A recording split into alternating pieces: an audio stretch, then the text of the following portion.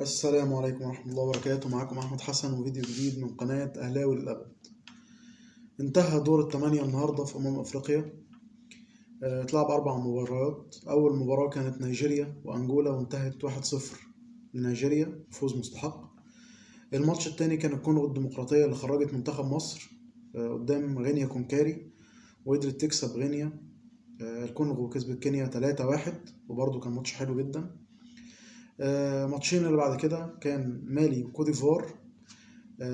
مالي ضيعت فوز رهيب النهارده، وكوديفوار شكل الحظ ماشي معاها فبتكسب النهارده مالي 2-1. وكان ماتش حلو جدا برضو، من الماتشات الكويسه. كوديفوار كانت في اخر الماتش بتلعب 9 لعيبه، يعني روح وقتال بصراحه، ومن الشوط الاول بتلعب 10، فلا يعني عملت ماتش كويس جدا. الكوديفوار اتعادلت في الدقيقه 90 وبتكسب بعد كده خلاص في الدقيقه 120 من الشوط الثاني الاضافي، فعملت ماتش تحفه. وطبعا يحسب للمدرب اللي كان مدرب مساعد للمدرب الفرنسي بتاعهم اللي مشوه من الدور الاول وهو كمل بعديه. فالنتائج دي تحسب طبعا للمدرب الجديد يعني بشكل كبير جدا.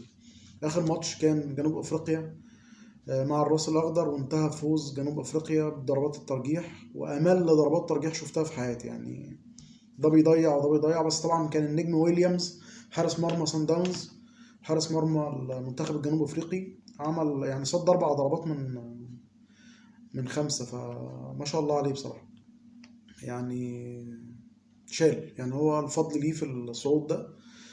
كده هيبقى في ماتشين ان شاء الله يوم الاربع ده، خلاص وصلنا لقبل النهائي خلاص.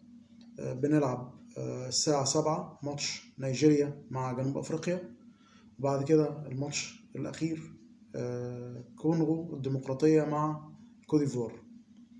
أنا شخصيا متوقع خلاص نيجيريا وكوديفوار. وكل يعني الماتشات غريبة بصراحة في البطولة دي، فممكن وممكن الله أعلم، لكن أنا يعني ده توقعي الشخصي إن النهائي ما بين نيجيريا وكوديفوار. بس ممكن نلاقي مفاجأة ونلاقي النهائي ما بين جنوب أفريقيا وكونغو، عادي يعني كل حاجة بتحصل. او تكون البطوله دي رايحه من ناحيه كوت ديفوار واحنا مش عارفين، لان كوت ديفوار دي رجعت من العدم، يعني بعد ما خلاص خرجت بره البطوله. المغرب تعادلت الماتش، هوب رجعتها للبطوله تاني. بتكسب في الدور 16، وبعد كده بتطلع مين؟ دي بتطلع السنغال، وبعد كده بتلعب مالي، منتخب حلو وشباب ولياقه بدنيه عاليه وكل حاجه، لكن الحظ ما خدمهمش النهارده. ضيعوا ضربة جزاء وضيعوا جوان كتير، فالدنيا ما ظبطتش. فمش بعيدة كوت ديفوار برضو في الآخر تكون هي بطلة النسخة دي. فهنشوف اللي جاي إن شاء الله في أفريقيا، بطولة غريبة جدا يعني. نكمل بقى. النادي الأهلي في خبر مش حلو. طبعا التدريبات وكده والناس بتتدرب بجدية جامدة جدا.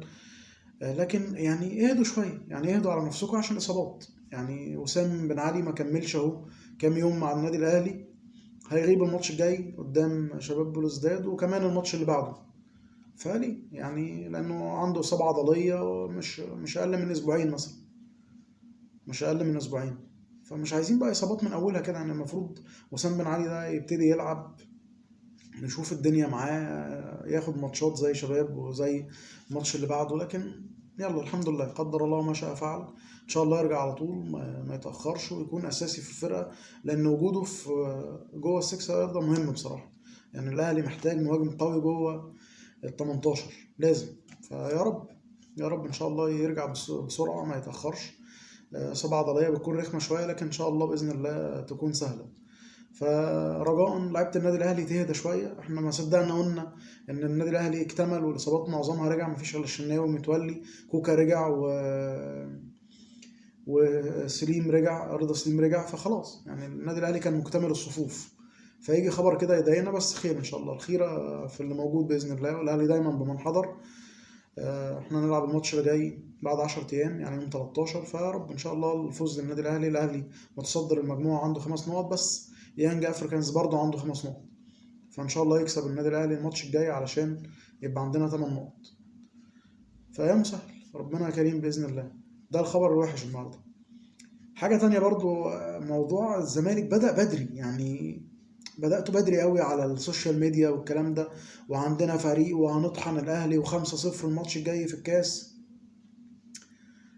اهدوا على نفسكم، يعني ادي فرصه للعيبه حتى عشان ما يبقاش عليهم ضغط. اللعيبه الجديده اللي انتوا اشتريتوها والله اعلم مين اللي هينفع ومين اللي مش هينفع، مين اللي هينزله المدرب ومين اللي مش هيلعب اصلا. فيعني بالهداوه كده، يعني اهدوا على نفسكم لما نشوف حتى الفريق اول ماتش هيلعب ازاي، ده احنا لسه ما شفناهوش. مدير فني جديد البرتغالي مضى مع الزمالك خلاص، جوزيه جوميز، فنشوفه حتى المدرب. يعني على رأي كابتننا الكبير حلمي طولان قال يعني الزمالك عمل بالعكس، يعني جاب اللعيبه الاول وبعد كده جاب المدرب. الطبيعي ان المدرب هو اللي بيختار اللعيبه، فممكن اصلا نص اللعيبه دي اصلا المدرب ما يقتنعش بيها فما يلعبوش اساسا. فرأيه طبعا يحترم يعني. فاهدوا بس على نفسكم كده وبالراحه، عشان انتوا كل مره بتطلعوا بعد كده بتقعوا على جدور رقبتكم زي ما بنقول. فاهدوا على نفسكم. دي كانت اخبارنا النهارده.